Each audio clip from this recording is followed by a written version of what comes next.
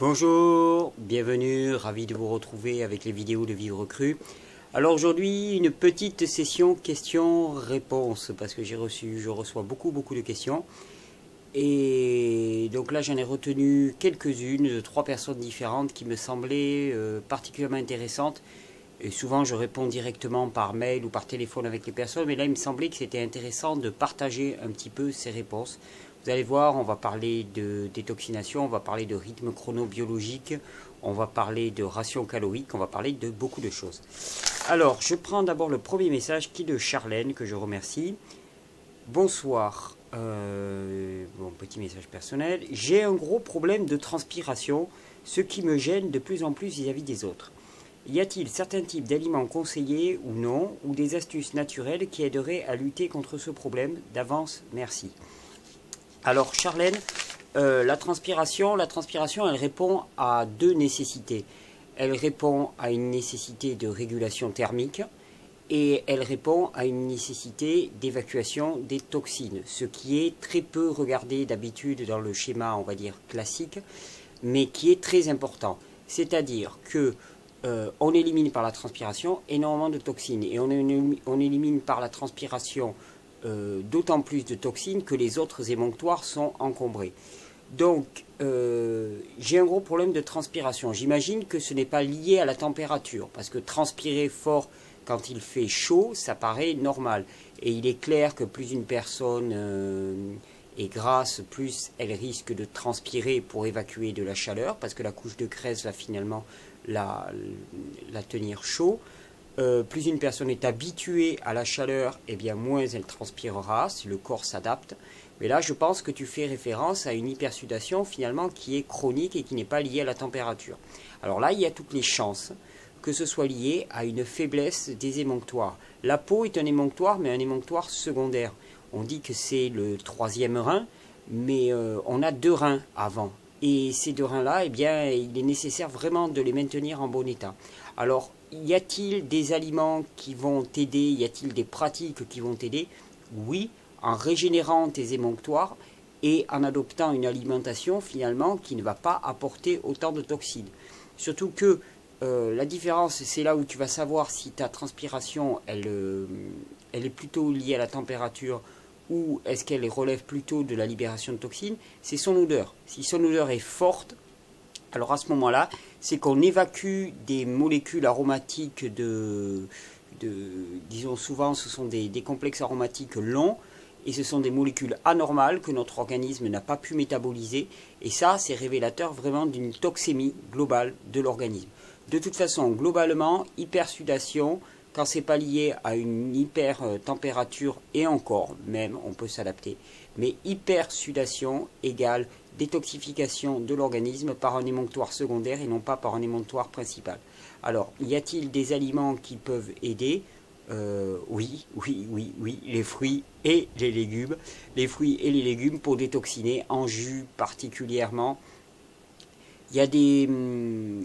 Dans ton cas, pour la peau, pour les régulations de peau, on recommande pas mal tout ce qui est concombre, agrumes, pour la détoxification globale profonde, concombre, agrumes et toutes les verdures, et je dirais même les plantes aromatiques, le persil, la coriandre, le basilic, alors à introduire en toute petite quantité dans les jus, mais à consommer comme ça aussi, à grignoter. Ce sont des plantes excellentes pour la détoxification, pour la peau et pour l'odeur corporelle.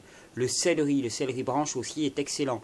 Un simple orange, céleri, persil par exemple, c'est une formule excellente pour se nettoyer la peau et pour doucement aller vers une remobilisation des reins de ces émonctoires-là et faire en sorte que ça sorte moins par la peau, que ça sorte plus par les reins, et puis faire en sorte surtout qu'il y ait moins de toxines au quotidien qui soient apportées. Donc ces réformes de l'hygiène de vie globale, apporter moins de toxines et régénérer les organes émonctoires comme les reins. Et pour régénérer les organes émonctoires comme les reins, c'est aussi régénérer les glandes surrénales qui contrôlent les reins. Et donc c'est tout le système qu'il faut régénérer. Donc on ne va pas faire du symptomatique. Des trucs et des astuces, tu en trouveras des tas en naturopathie. Mais moi, c'est pas trop mon rayon. Parce que pour moi, c'est le corps global qu'on rééquilibre et ce n'est pas un phénomène auquel on s'intéresse. Donc voilà pour la première question, j'espère que j'aurai bien répondu. Ensuite, un message de Benoît qui me dit « Je suis un homme de 18 ans. Me faut-il vraiment 3000 calories par jour ?» Vous disiez dans un commentaire avoir réussi à gagner du poids à 2500 et non 3000. Dès lors, d'autre part, j'ai lu plusieurs fois que la modération calorique était profitable pour la santé et la longévité. Oui. Pour les animaux, expérience comme pour l'homme. Qu'en pensez-vous? J'en pense. En relation, la faim ressentie dans un régime frugivore lorsqu'on a dépassé 2500 calories n'est-elle pas une fausse faim de détox? N'est-ce pas une explication possible à la boulimie souvent expérimentée par les nouveaux venus du cru? C'est possible aussi. Alors, je reprends la question. Est-ce qu'il faut vraiment 3000 calories par jour? Je ne pense pas. Je ne pense pas. Ça dépend déjà premièrement de l'activité. Si la personne travaille à la pioche toute la journée, il se peut qu'elle ait besoin de 3000 calories. Si la personne ne travaille pas à la pioche toute la journée, un mode de vie, on va dire, sédentaire, semi-sportif, il ne lui faut certainement pas 3000 calories. J'ai expérimenté moi-même les fortes rations caloriques. Il s'en est suivi une perte de poids globalement au final. Donc je suis largement en dessous des 2500 calories actuellement. Je suis le premier à penser que c'est l'efficacité du système qui est intéressante. Mais là c'est toujours pareil, quand on parle de 2500-3000 calories, de quoi est-ce qu'on parle? On parle de ce qui rentre là, de ce que l'on mange. Mais en fait on s'en fiche complètement de ce que l'on mange. On s'en fiche complètement. Ce qui est important c'est ce qu'on assimile. Donc manger, c'est une chose, mais ça n'a aucune importance en fait. Ce qui est important, c'est le processus digestif, c'est le processus d'assimilation et c'est le processus d'excrétion, d'élimination. C'est-à-dire que si les déchets s'accumulent, eh bien on aura beau manger, de toute façon le système il sera complètement encombré, complètement bloqué. Si on prend un évier et qu'on bouche l'évacuation, on aura beau rajouter de l'eau propre, l'eau restera toujours sale et plus rien ne fonctionnera. Donc, je pense qu'il y a un chemin vers la santé qui passe vers une meilleure efficacité du système. Non pas par une restriction calorique consciente, mais par contre par une constatation que au fur et à mesure de la détoxification, finalement, on a besoin de rations caloriques moindres pour arriver à maintenir un poids et une énergie qui nous conviennent. C'est là le challenge. Ne pas décider une restriction calorique, parce que là on tombe dans les régimes, et ça c'est extrêmement délétère. Mais par contre, se rendre compte au fur et à mesure des années que finalement on a besoin d'une alimentation de moins en moins concentrée, de moins en moins riche, de moins en moins de contenant de moins en moins de calories, c'est normalement un enchaînement logique à tout processus de détoxination. Je vous l'ai dit moi dans une précédente vidéo je crois, mais quand j'ai commencé à manger cru, j'ai mangé beaucoup de noix, beaucoup de choses comme ça et je ne pouvais pas imaginer des journées sans ça. Maintenant j'ai un régime qui est quasiment fruitarien à part les jus de légumes que je prends, mais sinon je ne mange que des fruits et je mange un petit peu de fruits gras mais très très peu, mais majoritairement des fruits juteux. Donc ma ration calorique elle est bien plus faible qu'à une époque et une ration calorique nécessaire pour maintenir voire augmenter légèrement mon poids. Je dis légèrement, non pas que je ne veuille pas l'augmenter plus, mais c'est que voilà, c'est le rythme de mon corps actuellement et je le respecte et je l'accueille et je le remercie. Donc non, il n'est pas nécessaire de manger 3000 calories par jour et surtout il s'agit de décrocher son nez des compteurs. C'est-à-dire on mange à sa faim, tranquillement, contrôler son poids de temps en temps. Alors quand on contrôle son poids, l'idéal c'est quand même d'avoir une balance qui donne la masse grasse et la masse maigre, parce que sinon on ne sait pas de quoi on parle. Parce qu'il peut y avoir des rétentions d'eau, des choses comme ça, mais globalement laisser les choses filer et ne pas trop se fatiguer avec ces notions-là. Mais constater aussi effectivement que d'année en année, au fur et à mesure que la détoxification va avancer, au fur et à mesure que le système sera de plus en plus nettoyé et de plus en plus efficace, eh bien on va avoir besoin de rations caloriques moindres et que cela va certainement dans le meilleur sens en termes de longévité. Effectivement, moins on mange et meilleure est la longévité. On a vu qu'il y a des tas d'expériences qui sont faites sur les humains, mais aussi sur les rats, qui sont à cycle de vie plus court, et bien, qui montrent que finalement une restriction calorique chez les rats amène à une augmentation radicale de la longévité. Ça a été moult fois testé, moult fois vérifié, moult fois validé. Donc aucun problème de ce côté-là. La deuxième question. La faim ressentie dans un régime frugivore lorsqu'on dépasse les 2500 calories n'est-elle pas une fausse, une fausse faim de détox? N'est-ce pas une explication possible à la boulimie souvent expérimentée par les nouveaux venus du cru? Je le pense aussi très fortement. Je pense qu'effectivement, quand on surmange, eh bien finalement, même si l'on mange des produits crus, eh bien, il y a une dose au-delà de laquelle qui dépasse les capacités métaboliques de l'organisme et à partir de laquelle on commence à former des toxines et donc on doit détoxiner. Et on sait souvent que les sensations de détoxination sont confondues avec des sensations de faim. Énormément de personnes qui me disent je me réveille le matin, j'ai faim, je suis en hypoglycémie. Si je leur demande réellement de tester leur glycémie en achetant un glycomètre, eh bien elles se rendent compte que leur glycémie, elle est tout à fait normale. Et donc c'est une sensation, c'est un malaise que l'on attribue à la faim par mauvaise expérience faite dès la jeunesse avec l'alimentation cuite, mais cette sensation-là n'a rien à voir avec la faim, c'est une détoxination. Donc je pense qu'effectivement surmanger peut conduire à ces fausses sensations de faim et pourquoi pas à la boulimie. Il y avait une autre question aussi que j'ai oubliée. Il me demandait, peut-on vraiment consommer un petit peu de graines de chanvre après les fruits? Cela me choque pardon, au niveau des combinaisons alimentaires. C'est une question bête parce que je connais la réponse, mais j'ai besoin que l'on me confirme que ce n'est pas incompatible ni néfaste. Besoin psychologique et rationnel. De plus, peut-on consommer le chanvre cru? Je n'ai pas réussi à trouver la réponse sur le net. Alors, dernière question, peut-on consommer le chanvre cru? Oui. Ensuite, peut-on consommer un petit peu de graines de chanvre après les fruits? Eh bien, ça va dépendre de ce que c'est qu'un petit peu, et ça va dépendre sous quelle forme est le chanvre. Déjà, est-ce qu'on peut? Oui. Après, c'est à chacun de faire son expérience et de voir comment il se sent ensuite. Ce qu'il faut savoir, c'est que l'incompatibilité qu'il va y avoir entre des graines de chanvre et des fruits, ça va se lier entre les fruits vont être majoritairement riches en sucre, donc avec un processus de digestion spécifique au sucre, qui ne se passe pas dans l'estomac mais plutôt dans l'intestin grêle. Et dans le chanvre, on va trouver des protéines et on va trouver des acides gras. Simplement, quand on parle de protéines et d'acides gras, il y a toutes sortes de protéines, des chaînes plus ou moins longues, et des acides gras, il y a des chaînes plus ou moins longues. Et plus la chaîne sera courte, plus le produit sera digéré rapidement, et moins il sera incompatible avec les fruits. C'est donc en ce sens que, par exemple, des graines de chanvre contiennent des protéines à chaîne plus courte que des noix, par exemple, des noix sèches, et a fortiori de n'importe quel produit animal. Et donc la compatibilité des graines de chanvre avec les fruits sera meilleure que des noix avec des fruits, par exemple.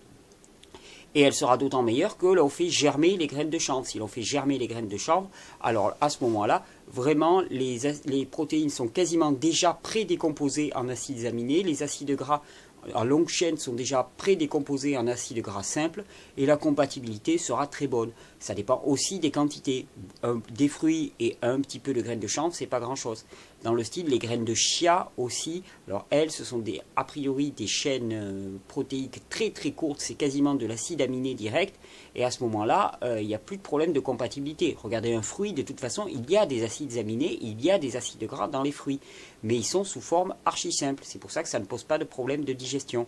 Et les fruits d'ailleurs qui contiennent à la fois des acides gras et à la fois des sucres en quantité, pose plus de problèmes. Je pense au durian, par exemple, qui n'est pas un fruit anodin au niveau de la digestion. Donc, au niveau des combinaisons alimentaires, eh bien, ça dépend. Ça dépend vraiment beaucoup des tolérances individuelles, des quantités et du stade auquel on prend nos produits. Mais il s'agit de sortir de la représentation classique dans laquelle on dit pas de protéines avec les sucres. Qu'est-ce que c'est qu'une protéine? C'est un assemblage d'acides aminés. Ok, alors ces acides aminés, ils sont sous quelle forme? Sous forme de chaîne longue ou sous forme de chaîne courte? Et ça fait toute la différence. Ça fait vraiment toute la différence. Donc plus la chaîne sera courte, plus le produit sera digeste. Donc les graines seront plus digestes que les noix, les graines trempées seront plus digestes que les graines sèches, les graines germées seront plus digestes encore que les graines trempées. Et qu'est-ce qui sera plus digeste encore que les graines? Ben, je ne sais pas. Et dans les graines, finalement, les graines de chia, par exemple, ou les graines de lin, seront plus digestes que les graines de chanvre.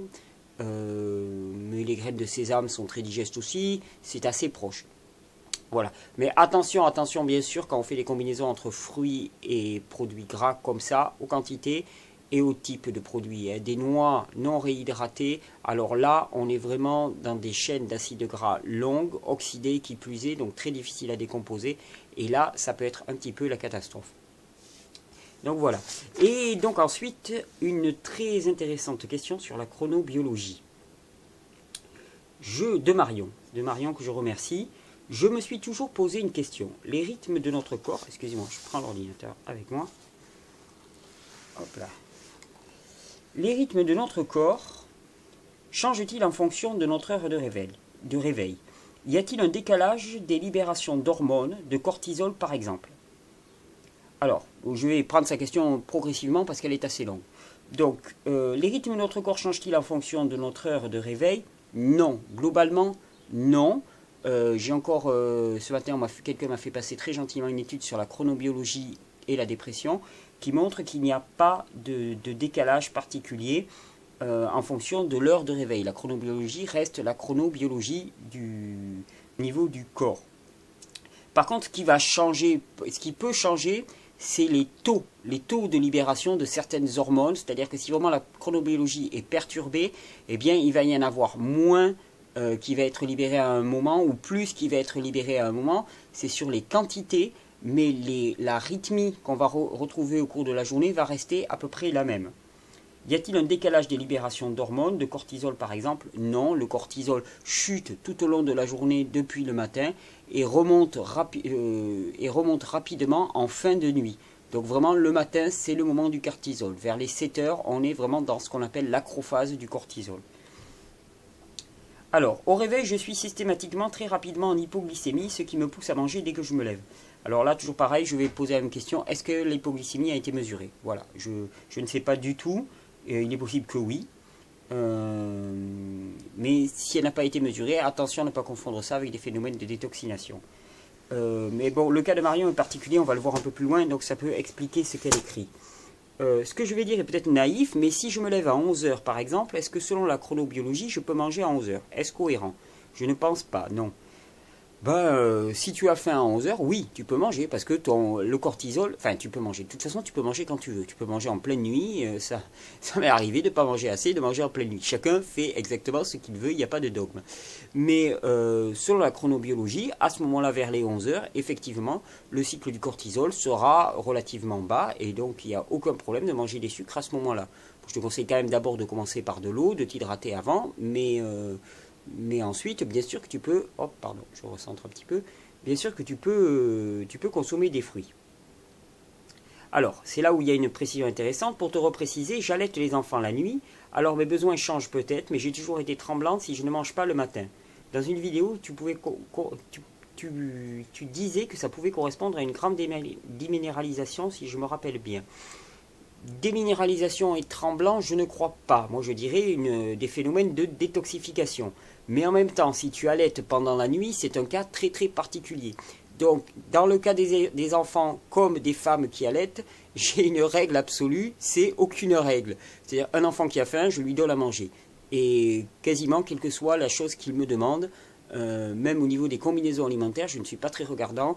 Et j'ai l'impression que pour eux, ça pose beaucoup moins de problèmes. Ils ont besoin de manger. Eh bien, pour une femme allaitante, j'aurai un petit peu la même attitude. Je ne me poserai pas de questions. Si tu as faim, tu manges, tu allaites, donc tu as des besoins énergétiques qui sont forts. Si en plus ton rythme de sommeil est perturbé, tout ton système est perturbé, donc personnellement, je ne me fierai à aucun dogme et je me fierai à mes sensations personnelles. Je pense que tu es déjà bien en lien avec elles. Je vais tenter de suivre ton nouveau programme avec gras vers 14 h et fruits le soir. Seuls les fruits du matin me posent problème, car je me lève vers 7 h. Ça fait beaucoup de temps avant une recharge de sucre. Une fois, j'avais rien mangé le matin. Au réveil, j'étais tellement en hypo que dès que la petite a tété, j'ai même allongé, j'ai quand même failli m'évanouir. En gros, quel est ton programme pour une reminéralisation intensive? Alors, dans ton cas, tu te lèves... Oh, pardon, excusez-moi. Tu te lèves vers les 7 h. Si tu as allaité toute la nuit, eh bien, il y a des fortes chances, effectivement, que tu aies des besoins caloriques importants. Alors, même si le cortisol est haut, si tu as besoin de fruits, eh bien, mange des fruits. Sinon, je dirais, vers les 7 h, si tu as la possibilité de te faire un jus pas trop sucré, donc je dirais un jus avec des agrumes et des verdures, ça doit pouvoir te permettre d'attendre un petit peu jusqu'aux 9 h, 10 h pour prendre une charge en fruits. Mais, là aussi, j'en ferai pas un dogme. Tellement le cas d'une femme allaitante est un cas particulier. Et en gros, quel est ton programme pour une reminéralisation intensive? Vous allez être surpris. Des jus, des jus, des jus, des jus, des jus, des jus, des jus, toute la journée, des jus, des jus, des jus.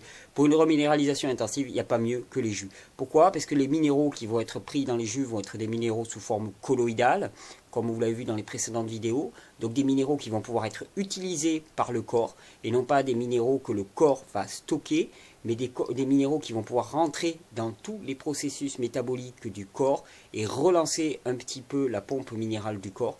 Donc les jus sont la voie royale pour se reminéraliser, les fruits et les légumes, et en jus plus particulièrement, parce que ça permet de prendre des plus grandes quantités, ça permet de ne pas avoir le problème de l'assimilation, parce que un organisme qui est déminéralisé, c'est aussi un organisme qui assimile mal. Donc si on assimile mal, on aura beau manger des fruits et des légumes, eh bien c'est pas parce qu'ils rentrent dans la bouche que c'est gagné. Il faut arrêter de ne s'arrêter qu'à ce stade-là.